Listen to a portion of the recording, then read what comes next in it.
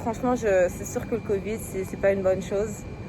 Mais le mini point positif, c'est que franchement, en tout cas, l'aéroport de Montréal est toujours vide. Et c'est tellement agréable de voyager quand il n'y a personne. Il fait bon. Tu galères pas pour trouver un chariot pour tes bagages. Il n'y a pas de line-up. Tout prend 5 minutes. Franchement, l'enregistrement, ça a pris comme 1 minute 30. Le TSA, donc la sécurité, ça a pris genre comme 2 minutes. Franchement, c'est la vie, quoi. Genre, c'est tellement plus agréable de voyager dans ces conditions-là. T'as l'impression que l'aéroport est privé pour toi, tu vois.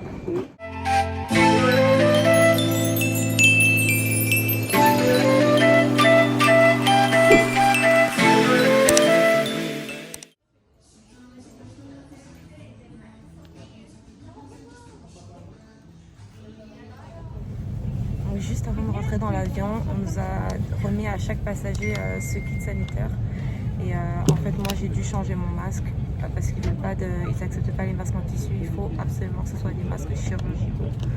Donc voilà, ça contient aussi des lingettes désinfectantes, une bouteille de hand sanitizer et 3 masques chirurgicaux. Ça a l'air qu'il y a un autre vol qui a atterri aussi. C'est pas l'aéroport de Montréal, hein. Là, il y a beaucoup de monde par contre. L'aéroport est énorme. Et je suis trop contente. Touchdown in Istanbul, finally. Après un vol de 11 heures, franchement, ça se fait super bien. Moi, j'ai dormi tout le long, comme d'habitude, hein, du décollage à l'atterrissage. Moi, j'ai dormi. J'ai fait mon KO en plus. Le vol, ça va. C'était pas un avion de ouf, hein, mais les photos étaient quand même super confortables et s'inclinaient, j'ai l'impression, plus que la normale. Par contre, je suis super déçue. J'ai été super déçue parce que les agents de bord n'ont vraiment pas appliqué les normes d'hygiène et de sécurité dues au Covid-19. Mais alors, vraiment pas. Déjà, la première des choses que je vous l'ai dit, quand vous rentrez dans l'avion, on vous donne un kit sanitaire. Puis nous, on a dû changer de masque parce qu'on avait des masques en tissu comme celui-ci. Petit masque Adidas.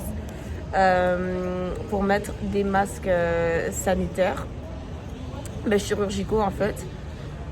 Mais le gars, en fait, qui était assis devant moi, mais un vrai cassos.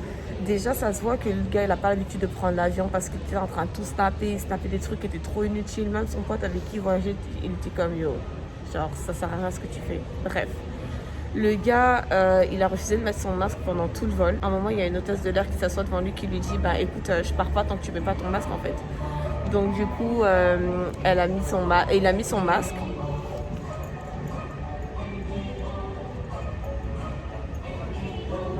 Donc du coup, il a mis son masque et dès que le décollage s'est terminé, que l'hôtesse s'est détachée et qu'elle est partie, il a enlevé son masque. Et pendant tout le vol, puis c'était un vol de 10-11 heures là, le gars n'a pas mis son masque. Genre, sauf à l'atterrissage quand il fallait sortir de l'avion.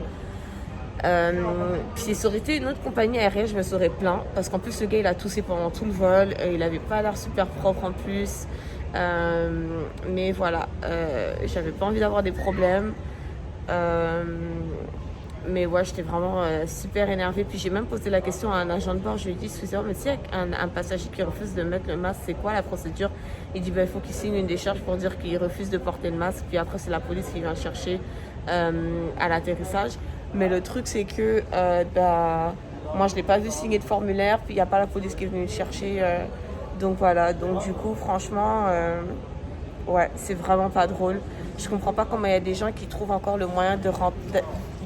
En fait, je comprends pas qu'il y ait des gens qui sont assez irresponsables ou inconscients pour en fait aller dans des endroits publics comme les aéroports, comme des avions et ne même pas porter le masque. Et en plus, le pire, c'est que le port du masque, c'est pour protéger les autres. C'est-à-dire que si toi, tu as le Covid, t'en as rien à faire en fait de le donner à tout le monde.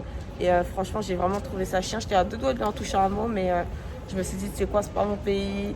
Je suis pas trop en confiance, je suis pas dans ma zone de confort. Juste, tu sais quoi, vague là-dessus, quoi. Mais voilà, j'étais vraiment pas contente. Mais là, du coup, voici la monnaie locale, le lira. Donc là, du coup, j'ai retiré 300 $. Je voulais pas avoir trop de cash sur moi. Puis là, c'est drôle, c'est tellement différent la monnaie. Ça s'appelle le lira, la monnaie locale. Donc là, par exemple, là, je pense que le plus gros billet, en tout cas le plus gros billet que la machine m'ait donné, c'est un billet de 100. Là, j'ai des billets de 50.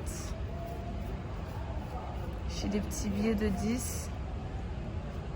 Ben, en fait, j'ai demandé à la banque de me faire, au bureau de change, de me faire de la monnaie parce que sinon, j'aurais eu que des 100, quoi. Donc, sûrement qu'on va devoir prendre un taxi ou quoi, mais là, c'est un 5. En tout cas, c'est atterri à genre 2 heures et on est sur le point d'embarquer sur un autre vol domestique cette fois pour aller à l'aéroport de Kayseri parce qu'on s'en va à Cappadocia. J'ai tellement hâte, ça va être lourd, ça va être magnifique, ça fait tellement longtemps que je vais aller dans cette destination, franchement ça va être terrible. Yo, les Turcs, eux ils s'en fichent du Covid, hein.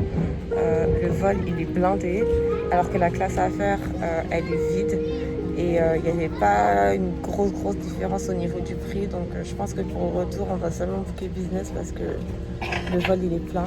Au moins ils donnent des kits sanitaires, donc c'est mieux que rien, mais bref voilà quoi. En plus c'est un vol de 1h20. C'est la première fois que je prends une compagnie aérienne on va dire islamique, parce que j'ai déjà pris Air Saoudia et je viens de prendre Emirates le mois dernier et c'est vraiment la première fois que je vois que le courant est disponible. Donc admettons, tu vois, c'est vraiment top. Par contre en turc ou en anglais.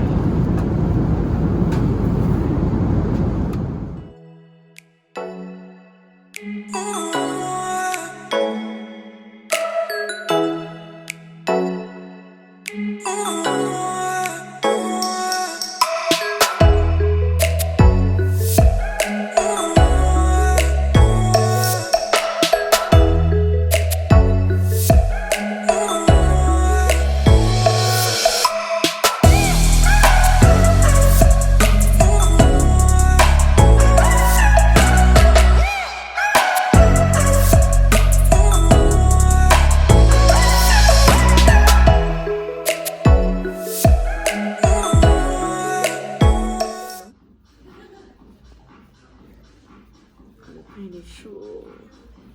Déjà, j'adore la texture de ce pain.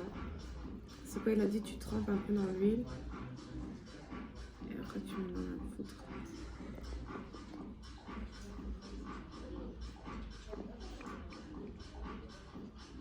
Ça reste spécial. Bien sûr, comme le pain est super bon. Mais déjà, la poudre, elle supposée être piquante. On dirait même pas du cube là. On dirait même pas de l'aromagie.